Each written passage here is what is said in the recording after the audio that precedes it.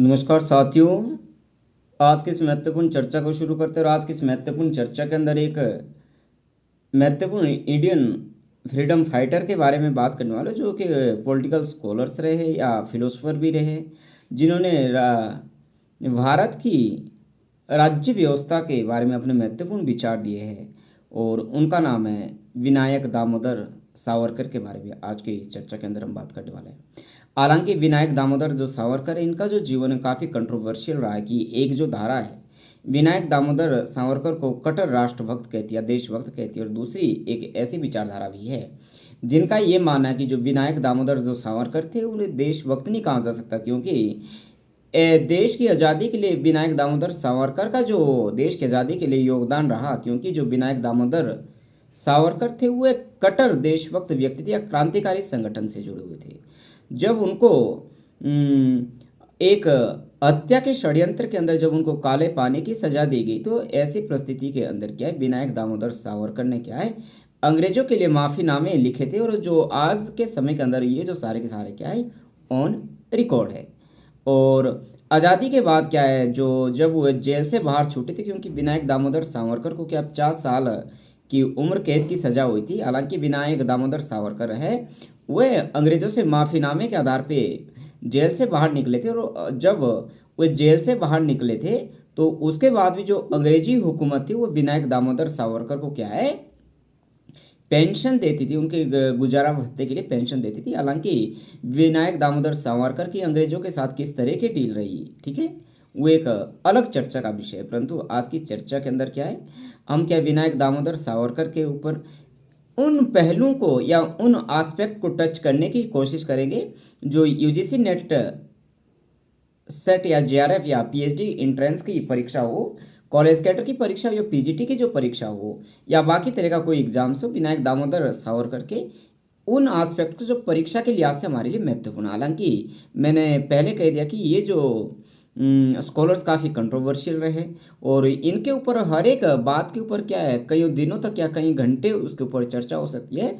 परंतु हम उन चर्चा के अंदर नहीं फंसेंगे, बल्कि उन सिर्फ उन एस्पेक्ट को टच करेंगे जो कि परीक्षा के लिहाज से हमारे लिए महत्वपूर्ण है। तो विनायक दामोदर जो सावरकर थे, इनका जो जन्म था 28 मई 1883 को हुआ था।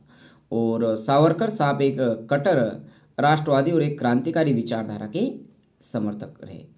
और कुछ क्रांतिकारी गतिविधियों के अंदर जो इनकी सलीफता पाई गई, इस कारण क्या है, विनायक दामोदर सावरकर को क्या 50 वर्ष का क्या कठोर कारावास की जो सजा है अंडमान निकोबार के अंदर उनको भेजा गया, जिसको काला पानी की भी सजा कहा जाता था, वो विनायक दामोदर सावरकर को मिली थी।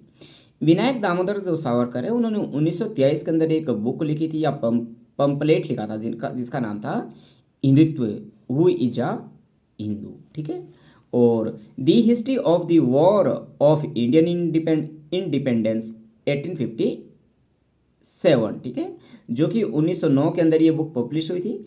और जिसके अंदर विनायक दामोदर सावरकर साहब ये लिख रहे हैं कि 1857 का जो केवल जो विद्रोह था वो केवल सिपाही विद्रोह नहीं था, बल्कि ये भारत की आज़ादी के लिए क्या है, किया गया पहला व्यवस्थित रूप से प्रयास था, या देश की आज़ादी के लिए किया गया पहला संग्राम था या संघर्ष था। जब विनायक दामोदर सावरकर साहब थे फर्ग्यूसन कॉलेज के अंदर अध्ययन कर रहे थे, उस समय भी क्या है, विनायक दामोदर सावरकर साहब ने क्या है, अभिनव भारत की स्थापना की थी। और अभिनव भारत की स्थापना के एक अपने आप में जो एक संगठन था, मूलतः राष्ट्रवादी संगठन था और एक क्रांतिकारी संगठन था, ठीक है, एक। और इसका विनायक दामोदर सावरकर का यह था कि हिंसक माध्यम के द्वारा वे भारतीय स्वतंत्रता के समर्थक थे, ठीक है, इस बात के।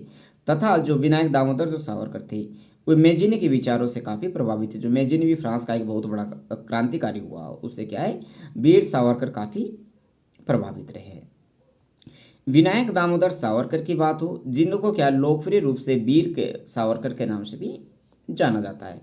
और विनायक दामोदर सावरकर क्या है, वे तिलों को अपना राजनीतिक गुरु मानते थे। और सावरकर साहब ने कि लंदन में भी 5 इंडिया सोसाइटी की क्या है, इनके द्वारा स्थापना की गई थी। और सावरकर के ऊपर 13 अप्रैल 1910 को क्या है, उनको गिरफ्तार किया गया था। और गिरफ्तार किस केस के अंदर सावरकर साहब को किया गया था कि जो नासिक के जो कलेक्टर थे जिनका नाम था करजन वायली की हत्या के आरोप थे। और 1924 के अंदर क्या हुए, जेल से रिहा हुए थे विनायक दामोदर सावरकर, जिनको काले पानी की सजा मिली थी। अंडमान और निकोबार इनको भेजा गया था। अब यदि हम हिंदू राष्ट्र की विचारधारा की बात करें या विनायक दामोदर सावरकर साहब का जो कल्चरल नेशनलिज्म का इनका सिद्धांत है, कॉन्सेप्ट है, या सांस्कृतिक राष्ट्रवाद का जो इनका सिद्धांत है, सावरकर ने क्या है, रत्नागिरी हिंदू सभा की स्थापना की थी। तथा इसके बाद जो ये आपका रत्नागिरी हिंदू सभा है, ये क्या है, हिंदू महासभा के अंदर क्या इसका विलय कर दिया गया था। वर्ष 1937 के अंदर क्या है, हिंदू महासभा के जो अध्यक्ष विनायक दामोदर सावरकर हुए थे, और इसको क्या उन्होंने एक नया वैचारिक आधार प्रदान करने का काम किया गया था। और सावरकर साहब के द्वारा क्या राष्ट्रीय स्वयंसेवक संघ आरएसएस को एक डरपोक संगठन कहा था।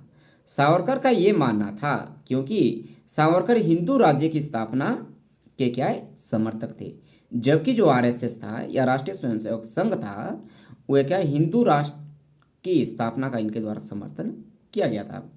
और हिंदू का जो मतलब लेते थे वह केवल धर्म या परंपरा से नहीं लेते थे, बल्कि एक प्रजाति या राष्ट्रीयता से क्या है, हिंदू का मतलब क्या है, सावरकर साहब का रहा है।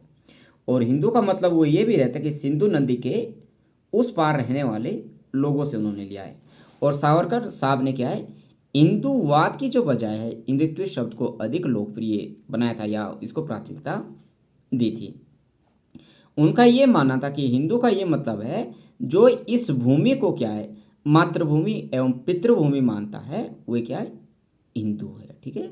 और बीडी सावरकर का ये कहना था, एक फेमस इनकी कोटेशन रही है, इसलिए ब्रूटस की तलवार पवित्र है, इसलिए शिवाजी का वक्र नख न्याय संगत है, इसलिए चार्ल्स प्रथम का सिर कटवा देना न्यायोचित कार्य है, इसलिए विलियम टेलर का जो तीर दिव्य है, क्योंकि ये सब राष्ट्र के लिए किया गया था।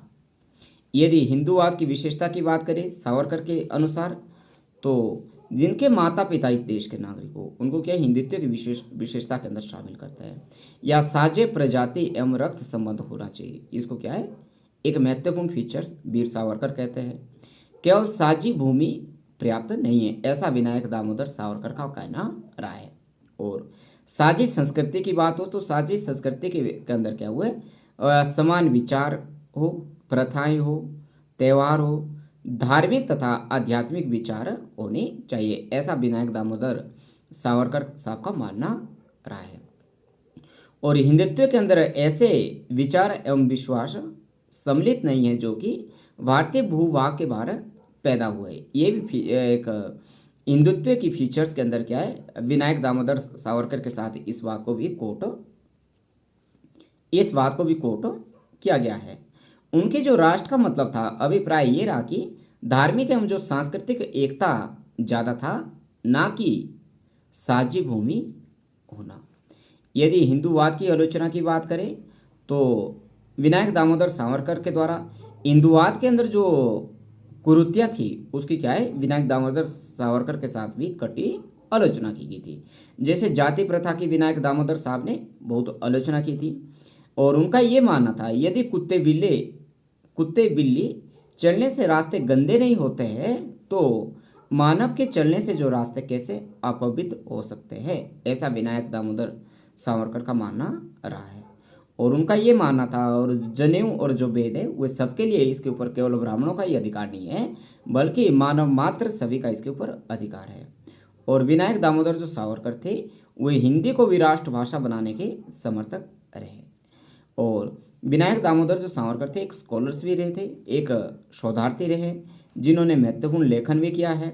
इनकी एक बुक है हिंदू पेड पदेशी, इनकी बुक 1925 के अंदर ये पब्लिश होती है।